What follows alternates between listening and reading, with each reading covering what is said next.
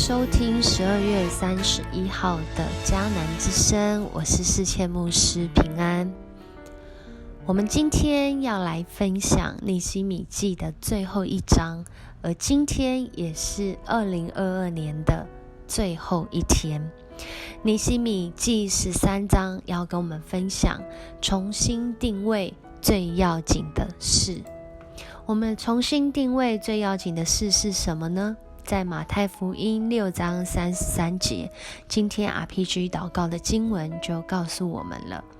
你们要先追求上帝主权的实现，遵行他的旨意，他就会把这一切都供给你们，都供给你们。在人看来激励人心的见证和生活意志中，人是不是也会有陷入忧郁的时刻？无知布道家立刻胡哲，当我说出他的名字的时候，我们都知道这个无知并不是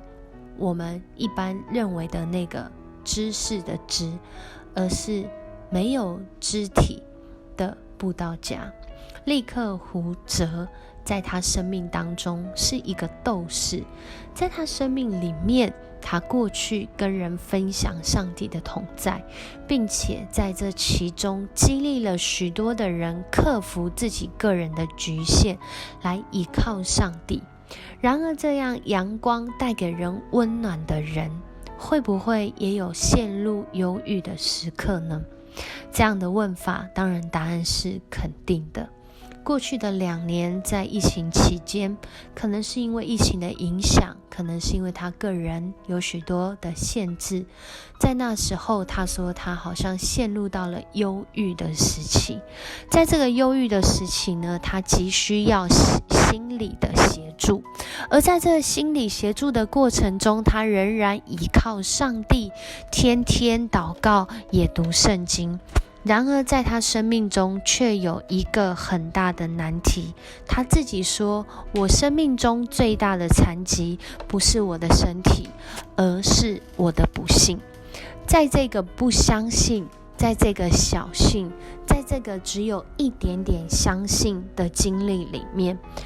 人真的是很有限啊。有的时候就是像这样信心起起落落的，有的时候就是像这样，我们的感受起起落落的，我们的经历的事实起起落落的。然而在这其中，很重要的是，他仍然抓住上帝，他仍然依靠上帝，他不时的祷告和阅读圣经，来经历在耶稣基督里面那使人的心能够死里复活的力量。而在今天，他继续的来分享，在这个分享里面，就像你跟我今天读到的尼希米记13章，耶路撒冷好不容易重建起来，还记得昨天大家欢喜献上感恩的祭。然而过了许多年之后，其实这段的经文就在尼希米他回到波斯述职之后，后来又得到王的允许，再次回到耶路撒冷。但再次回到的时候，却让人看见了，真的是会觉得失落啊。好像我们生活中好不容易振作起来，好不容易有勇气了，但是现实的环境，人的选择，甚至自己的信心，好像又让自己失落了。尼希米回到耶路撒冷，在那里却发现这样的圣殿是一个分别为圣的地方，却住着当初抵挡他们的一个重要人物，而且这个重要人物还跟当时在以色列里面的领袖在那里通婚。这是一个多大的影响，好像大家前进了1步又后退的2步的感觉，甚至3到5步的感觉，觉得我们好像好不容易重建城墙，但过了这些年，人的心好像又退后。就在那里面，尼希米做了一个决定，他要正面的来面对自己生命的议题，也就是以色列人群体，也就是今天我们生命中的议题，就是我们有没有追求上帝国的实现呢？我们有没有照着在这个世代里面上帝的话语对人的心意，我们照着去行呢？在那个时代里面，守安息日，圣殿分别为圣，是信仰很真实的表达跟行动。然而在那里面，以色列人却失落了这样的一个福分，让多比亚进驻在空荡的圣殿里，以至于应该要服侍的人没有服侍的工作，没有人奉献，甚至人在安息日还进行买卖。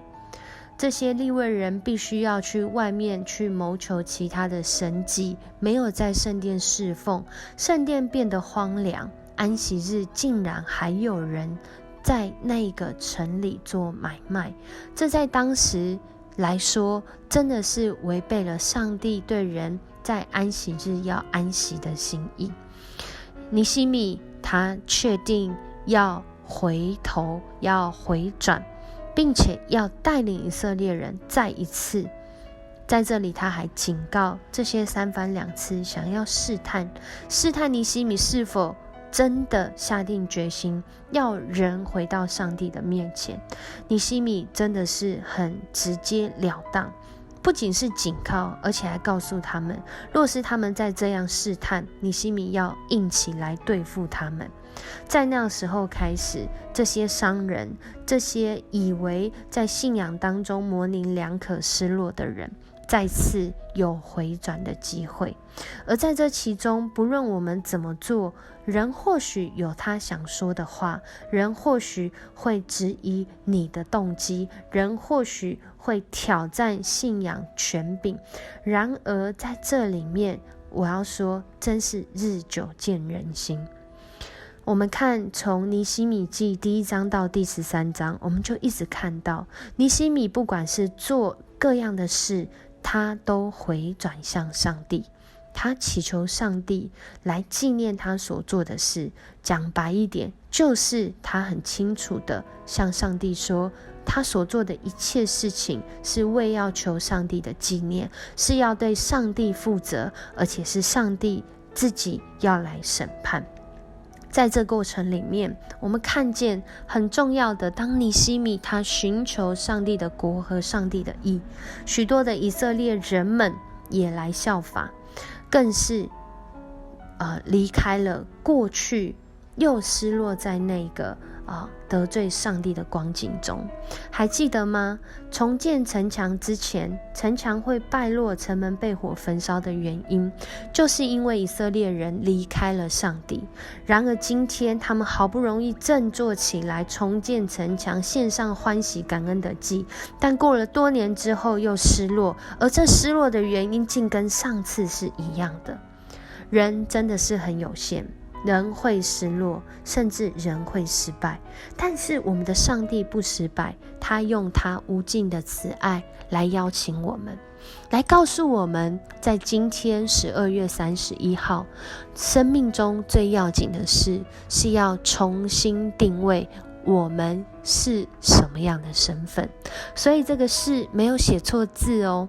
不是事情的事，而是我们所是的事。我们是什么样的人，我们拥有什么样的身份，我们要过什么样的生活。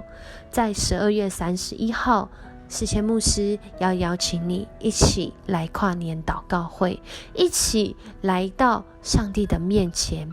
让我们的所事借着这个身份，我们要从我们所做的事来表达这个职分。在一生中最要紧的是什么呢？即将进入新的一年，我们愿意做什么事来表达我们是什么身份呢？恳求主帮助我们一起来经历他的同在，一起来经历尼希米记里面所记载那让人测不透却是恩典够用的上帝，如何带领我们在进入新的一年来经历他要我们经历的事。我们一起来祷告。爱我们的上帝，爱我们的主耶稣，谢谢你带领我们，让我们认识你，让我们认识你是我们一生中最大的福分。我们一生中最大的福分是我们知道，不论在高山低谷，不论我们是胜过还是失落，我们都有机会。当我们愿意寻求你，主，我们就要在其中经历你那出人意外的平安，主，你那赦免人罪孽，让人的生命能够重新来过的恩典。主啊，但这样的恩典，我们要说它不是廉价的恩典，所以我们随意过我们要的生活，而是我们要抓住先追求你国度的实现，就是公义，就是慈爱，就是怜悯，就是守约。主啊，让我们重视我们这分别为圣的身份，是属上帝儿女的身份，是上帝国度百姓的身份，是过着主你心意、你律法心意要求的身份。因为主你的恩典是在这个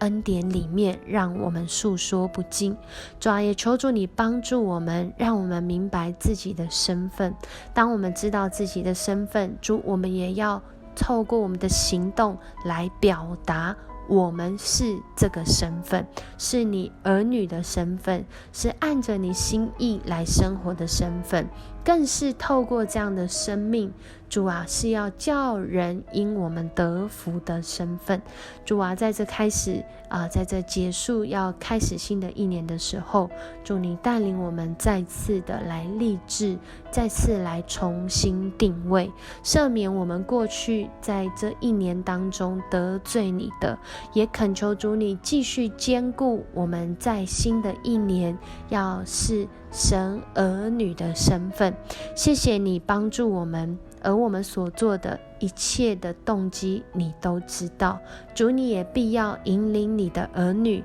来经历最大的福分，就是在耶稣基督里面有永生，有永远的同在，有永远的赐福，因为这一切都是从你而来。我们这样祷告，奉主耶稣的名求，阿们。很高兴在